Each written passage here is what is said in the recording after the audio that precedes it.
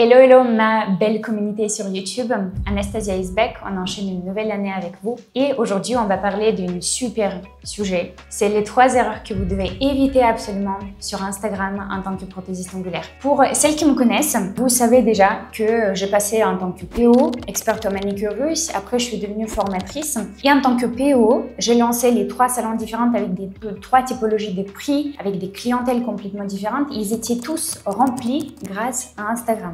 Premier salon, c'était autour de 50 d'euros. Okay, c'était en 2018. Il était rempli au bout de 2 mois. On était complet, on n'acceptait plus de nouvelles clientes. Deuxième salon, à 80 € la prestation. Il était rempli au bout d'une nuit.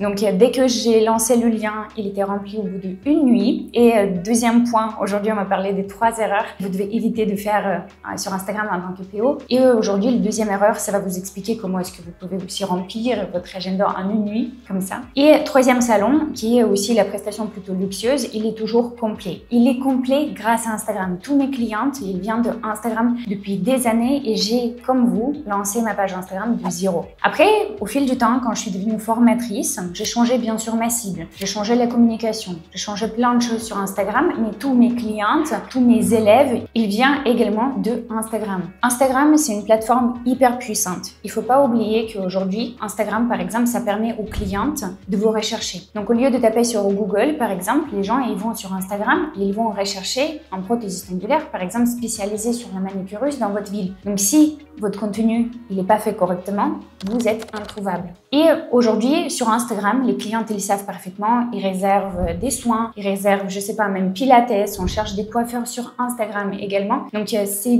mieux, on va dire, niveau prise de rendez-vous. Les clientes, ils savent qu'ils vont chercher le service sur Instagram que sur TikTok, par exemple, ou sur d'autres plateformes, ce n'est pas encore aussi développé pour la prise de rendez-vous. Si vous êtes sur Instagram, mais votre plus grosse douleur, c'est que vous êtes en train de poster dans le vide, vous avez vraiment pas de cliente qui vient, regarde cette vidéo vraiment de A à Z.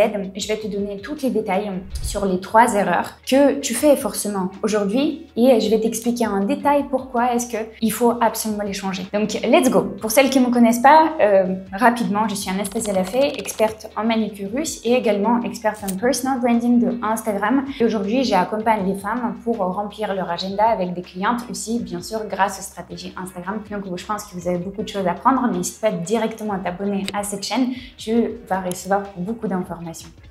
Let's go! Premier point, et on a 3 aujourd'hui. La troisième, je pense que c'est celle qui va vraiment engager les gens de prendre le rendez-vous avec vous. Donc, c'est hyper important de le regarder. Mais le premier point, il est vraiment crucial, c'est de ne pas travailler avec une stratégie. Okay? Il y a beaucoup de gens qui disent que les ongles, c'est un hobby. Les ongles, c'est quelque chose qui est beau. On n'a pas forcément besoin de stratégie ni dans le business, ni sur Instagram, parce que tout le monde poste à peu près la même chose. Je vais poster les ongles et les clientes, elles vont venir. Aujourd'hui, malheureusement, c'est faux. Ou heureusement aussi, parce que les gens qui ont une stratégie, ils réussissent, donc tu peux être cette personne-là. Et ce que c'est important de savoir, c'est que ta stratégie, elle doit être définie pour toi. C'est par exemple, première chose, c'est quelle est la cible de cliente que tu cibles. Parce que très souvent, les gens, ils font une erreur avec je cible les femmes ou je cible les femmes et les hommes parce que tout le monde fait des manicures. Là-dessus, tu dois vraiment être concrète, ok? Parce que pour donner un exemple avec les vêtements, ok?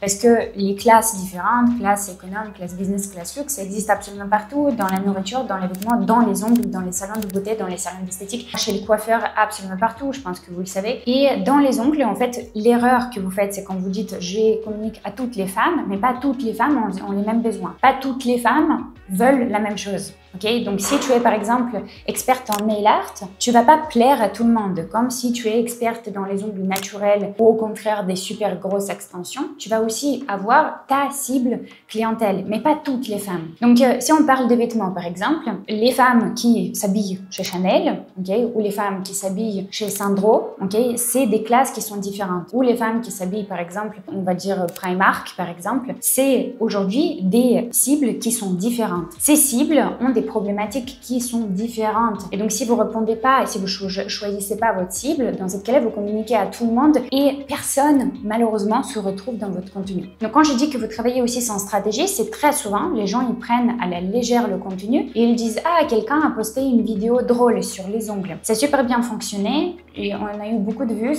je vais faire la même chose, ok? Tu répètes une vidéo de quelqu'un d'autre, après tu pioches et tu prends une vidéo d'une autre personne, après tu dis qu'il y a une autre prothésiste, je vais prendre une vidéo de elle, ok? Et tu pioches en fait plein de stratégies. Mais chaque prothésiste, elle a un point B qui est différent, ok? Il y a certaines prothésistes qui travaillent également sans stratégie, je pense la majorité. Celles qui travaillent avec une stratégie, c'est une stratégie qui est adaptée à leur point B, là où ils veulent venir, et c'est pas forcément ton point B à toi. Donc en fait, c'est pas une stratégie qui fonctionne pour toi. Et par exemple, tu vas faire cette jolie vidéo fan, comme il y a beaucoup de gens aujourd'hui qui font. Ça va faire 300 000 vues et tu es toute contente parce que ça fait beaucoup de vues. Moi, en tant que mentor dans le business, beauty business aujourd'hui, je vais te poser une question. Quand tu vas aller dans les settings de cette vidéo, quand tu vas aller regarder les statistiques de cette vidéo, combien tu as eu des abonnements ou combien tu as eu de rendez-vous que cette vidéo, ça t'a amené. Et très souvent, les vidéos qui font 300 000 vues et qui est fan, et peut-être vous n'êtes même pas dedans dans cette vidéo, ça vous apporte 0 abonnés et ça vous apporte 0 cliente. Et est-ce qu'on est bien d'accord que aujourd'hui les vues ne font pas payer vos factures, ne payent pas non plus le local que vous êtes en train de louer pour votre salon, ne payent pas vos matériaux, ne payent pas votre nourriture. Donc arrêtez d'être focus aussi sur des vues et commencez à travailler sur une stratégie qui va vous ramener des clientes. C'est une stratégie, ok? Deuxième erreur aussi dans les stratégies que les gens font, c'est très souvent poster quelque chose sans même comprendre à qui vous vous adressez. Combien de fois j'ai vu qu'il y a des prothésistes qui postent des tutos, par exemple. Donc tu postes un tuto.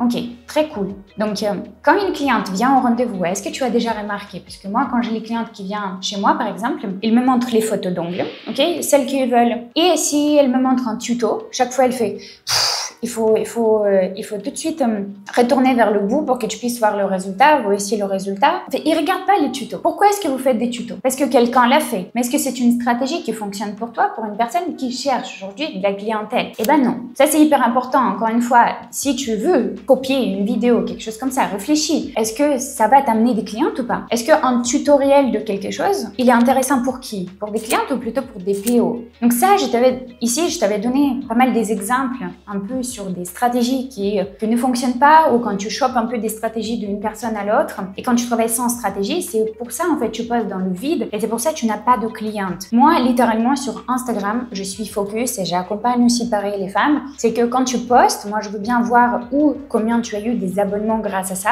ou combien tu as eu de clientes grâce au contenu que tu as posté dans la semaine. Combien de personnes t'ont posé la question sur le rendez-vous? Combien de personnes sont intéressées sur la prestation que tu proposes? C'est ça qui est important. Ce n'est pas le nombre de vues ou le nombre de commentaires. Donc, stratégie, c'est quelque chose qui est méga important. Et on va passer au point numéro 2. Numéro 2, il est absolument crucial et je pense que c'est un des clés qui a rempli mes salons à moi et qui continue à remplir mes formations, qui continue à remplir également mon salon qui est toujours existant sur Lyon, dans un bel appartement haussmannien aujourd'hui, donc caché, intimiste comme j'ai voulu aussi dès le début. C'est trop chouette. L'erreur que beaucoup de gens font, c'est quand vous postez que des avant-après. Que des avant-après, que des avant-après. L'erreur cruciale, c'est de ne pas montrer ta personnalité, de ne pas montrer toi comme personne. Okay? Il faut bien sûr aussi savoir comment est-ce que tu l'abordes, comment est-ce que tu le postes, comment est-ce que tu parles aussi de toi. C'est hyper important. Mais première chose, c'est vraiment la première étape, c'est tout montrer. Je vais te donner un exemple. Aujourd'hui, 99% des gens qui sont prothésistes ou esthéticiennes, ils font le même contenu sur Instagram. Surtout qu'il y en a plein. Il y en a plein aujourd'hui qui font de la manicure russe, il y en a plein aujourd'hui qui font d'autres prestations que tu es en train de faire. Donc aujourd'hui, par exemple, tu montres des avant-après. Mais comme il y a déjà beaucoup de femmes, par exemple, dans ta ville, qui font déjà un tout petit peu les mêmes prestations, les clientes, ils vont regarder les prestations, yes, mais si, par exemple, vos posts, ils se ressemblent, vous êtes toutes les deux, et comme je dis, 99% des femmes qui sont prothésistes, ils postent tout le temps la même chose, c'est que des avant-après. Ou par exemple, des mini-vidéos avant-après, pareil, des ongles. Donc si vos pages, elles se ressemblent, il n'y a que des avant-après, il n'y a que des ongles, et la photo de profil, c'est un logo. Dans ce cas-là, la cliente qui va vouloir prendre le rendez-vous chez toi, comment est-ce qu'elle va te choisir? Juste réfléchir. Avec quel point elle va, la cliente, choisir toi ou l'autre personne si vos pages sont identiques et si la qualité de travail également, il est presque identique. Comment est-ce que la cliente va vous choisir? La réponse, il est par les tarifs. Malheureusement, la seule possibilité pour elle de choisir, parce que vous êtes littéralement les mêmes. Le contenu, il est le même. Vous postez du texte qui n'est pas personnalisé. On voit pas qui est derrière les coulisses. Et donc, au final, les clientes, la seule moyen pour elle de choisir la prestation, c'est choisir la prestation par les tarifs. Et donc, c'est là, malheureusement, au final, vous allez toujours courir après la concurrence pour mettre moins cher, toujours moins cher, toujours moins cher, sans pouvoir pratiquer les prix qui sont corrects pour votre prestation. Parce que malheureusement, votre contenu, il ne dégage pas ce qu'il doit dégager. Imagine que tu montres ta personnalité. Imagine qu'on voit qui tu es derrière. Imagine qu'on comprend que tu adores le nail art. Imagine qu'on arrive à comprendre ta personnalité en travers de réseaux sociaux. C'est ce que je pense que vous arrivez à voir en travers de ma page Instagram. Vous voyez très souvent, moi, ma tête, etc., comment je parle. Et c'est grâce à ça que vous dites « Ah, j'aime bien comment elle explique ». Au contraire, j'aime pas comment elle explique. C'est aussi good, c'est pas grave. Au contraire, comme ça, on attire que les gens qui nous ressemblent. Et c'est top, ok? Pour vous, c'est exactement la même chose. Imagine que tu t'exprimes, imagine que tu te montres, imagine que tu montres tes valeurs et ta personnalité. Les clients, s'ils voient une page qui est remplie de l'âme, ok, entre guillemets, parce que quand même ça reste des réseaux sociaux, c'est pas hyper évident de vraiment transmettre la profondeur de la personne. Et après une autre page à l'ancienne qui est faite sans stratégie, ok, où on a vraiment que des posts avant, après, des petits hashtags et littéralement on n'a pas grand chose d'autre comparé aux plein d'autres prothésistes que vous avez autour, ok. Et toi, tu es un des seuls qui utilise cette stratégie de personal branding, de cette marketing de soi. Bien sûr, la personne qui va s'attacher à toi, même si tu es un tout petit peu plus cher, ou même si tu es gravement plus cher, si la personne elle est attachée à toi, elle va bien sûr prendre le rendez-vous avec toi. Et dans ce cas-là, la question de prix ne va pas forcément se poser, surtout si vous avez 5 ou 10 euros d'écart. Ok, moi, je préfère travailler avec quelqu'un qui me ressemble, avec qui je kiffe. J'ai adoré cette page et en fait, les clients, ils vont toujours, s'ils vont aller chez quelqu'un d'autre, ils vont dire ah non, mais chez elle, j'aurais bien aimé tenter. Ok, pourquoi? Parce que vous les avez accrochés par votre personnalité. Les gens aujourd'hui, ils ne viennent pas juste pour une prestation. Et je pense que vous le savez aussi. Nous, en tant que prothésistes, nous, en tant que personne qui travaille avec des femmes et on les rend belles ou on, je sais pas, on fait des soins, des massages, c'est littéralement un moment de détente pour la personne. C'est un moment sécuritaire où elle peut parler d'elle, où elle peut partager des moments de joie ou des moments de tristesse également avec vous, où elle se sent écoutée, ok, et où elle ressort avec des magnifiques ongles par exemple, comme chez nous, c'est de la manicurus expertise bien sûr. Donc bien sûr que la personnalité ici, elle est super importante. Et dans ce cas-là, montrer votre personnalité sur Instagram, il est primordial, c'est une stratégie primordiale pour que vous puissiez attirer plus de clientes et que les clientes ne vous jugent pas, ils ne vous choisissent pas seulement par des tarifs. Dis-moi dans les commentaires si tu as aussi un déclic ou si tu as un blocage aussi d'être devant la caméra peut-être. Si tu veux que je fasse d'autres vidéos peut-être sur un sujet qui te chagrine aujourd'hui un tout petit peu, n'hésite pas à me laisser des idées dans les commentaires. Je vais avec plaisir répondre avec une vidéo complète. Et on va passer à la troisième étape, troisième point, et c'est une erreur que vous faites cruciale, pourquoi les gens vraiment réservent pas le rendez-vous. Ok, donc c'est pas juste utilisation de Insta ou autre chose. La troisième erreur, c'est de ne pas appeler à l'action. Ça s'appelle en anglais call to action. Je dis toujours, mon équipe le savent. Et pareil, les élèves avec qui j'accompagne dans l'académie, c'est chaque fois appel à l'action, appel à l'action, appel à l'action. Très souvent, vous partagez des jolies pauses. Vous pouvez partager vous-même, par exemple. Mais aujourd'hui, on a tellement beaucoup de contenu, en fait. C'est vraiment comme un nuage de contenu. Et en fait, il y en a plein partout. Donc, et très souvent, on oublie de réagir. Pose-toi la question. Est-ce que toi, tu agis beaucoup dans les stories ou dans les posts? Ok, moi j'ai remarqué une drastique changement sur les réseaux qu'à l'époque j'avais vraiment énormément d'échanges avec les gens. Aujourd'hui avec la quantité de contenu qu'on consomme, aujourd'hui je reçois un tout petit peu moins d'engagement aussi des autres. Ok, et pose-toi les questions, toi en tant que consommatrice aussi de contenu, par exemple quand tu es sur ma page ou sur les autres, est-ce que c'est la première chose que tu penses, c'est qu'il faut aller commenter, il faut aller laisser un commentaire, il faut aller laisser un commentaire dans les stories ou autre chose. Je pense pas que c'est la première chose que tu penses. Parfois tu oublies même liker ou parfois même, peut-être sois honnête avec toi, peut-être tu likes même pas. Si toi t'es comme ça, les clientes ils sont comme ça aussi. Donc il faut pas oublier de dire les phrases qui sont simples pour les clientes. C'est appel à l'action. Dis ce que tu veux que la cliente fasse. Pour certaines c'est gênant, mais en vrai les réseaux sociaux aujourd'hui ça fonctionne comme ça. Si tu vas dire par exemple laisse un commentaire, okay, ou vous pouvez regarder sur ma page à moi. Quand vous ouvriez les posts, il y a toujours un appel à l'action sous chaque post. Encore une fois, n'oubliez pas de l'adapter. Mémorisez bien le point numéro 1,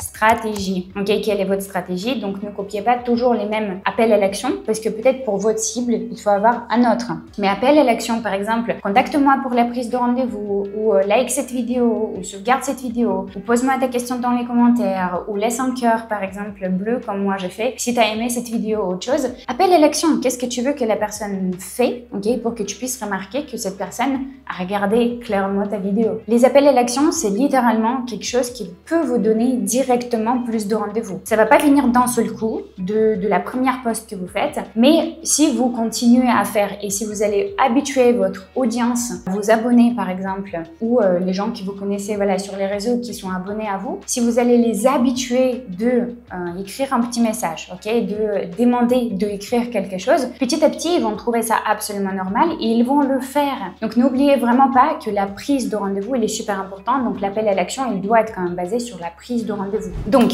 c'est hyper important, l'appel à l'action à la fin de chaque post. Adapter, bien sûr, l'appel à l'action pour qu'il soit simple pour les clientes et pour qu'ils s'engagent plutôt pour la prise de rendez-vous ou surtout, peut-être poser des questions s'ils craignent encore ou s'ils ont peur. Laissez-leur la possibilité de poser les questions dans les commentaires et n'attendez pas un résultat direct, ok? Habituez votre audience de faire ça petit à petit avec chaque post que vous allez poster.